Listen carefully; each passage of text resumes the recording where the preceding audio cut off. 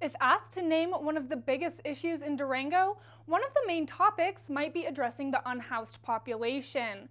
Between substance abuse, mental health issues, and general lack of resources, individuals in these situations often end up in court for various offenses. But a new city community initiative is looking to address these issues from the bottom up to reduce infractions. You're watching the Local News Network, brought to you by Durango Gelato Coffee and Tea and M&R Plumbing. I'm Sadie Smith. With the problem solving court, we're looking to address something different than what we're looking to do when we put somebody through the standard court process.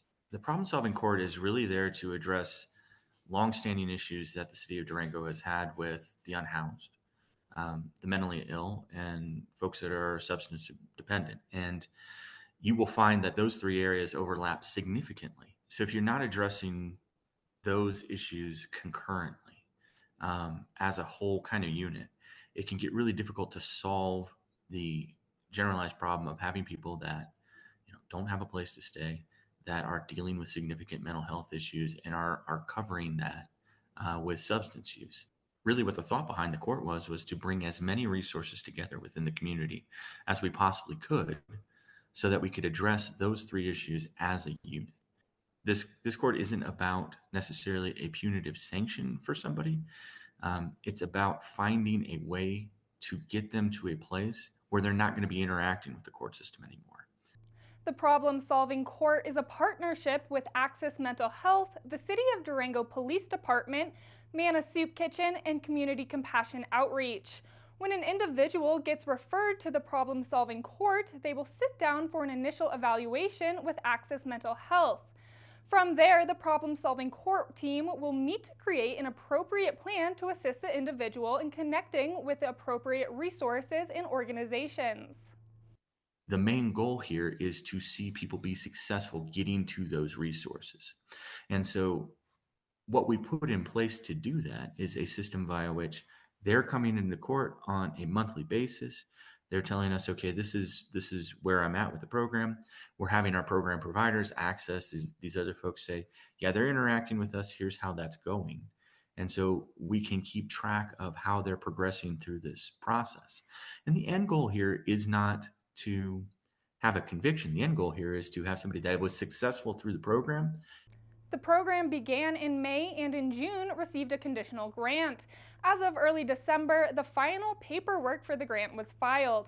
Funds from the grant will go toward providing mental health evaluations, transportation for participants, as well as hiring and paying a facilitator for the program, someone who can be the point person between the participants and the organizations. A success with this program is just that. It's simply sitting everybody down at the same place at the same time so that they can collaborate. It's amazing how many times we have conversations going on within the problem solving court group where folks are like, oh no, I can do that. Over the last 6 months, there has been a bit of a learning curve, but Judge Margison credits the whole team with being flexible and willing to change and adapt to make the program even better for the participants. I've been really pleasantly surprised about how accepting and willing this community has been within Durango of somebody trying something new and seeing if it works. And to the folks out there that need this assistance, ask for help, because we're putting something in place so that help exists. It's not just those community partnerships. This is making a real impact in people's lives. And I can't stress enough how happy I am to see people to come together to do good work for the community. If you're interested in learning more about the Problem Solving Court or want to get involved, you can talk to any of the participating partners or ask any of the clerks at the courthouse. Find more information about this and other stories at durangolocal.news. Thank you for watching this edition of the Local News Network. I'm Sadie Smith.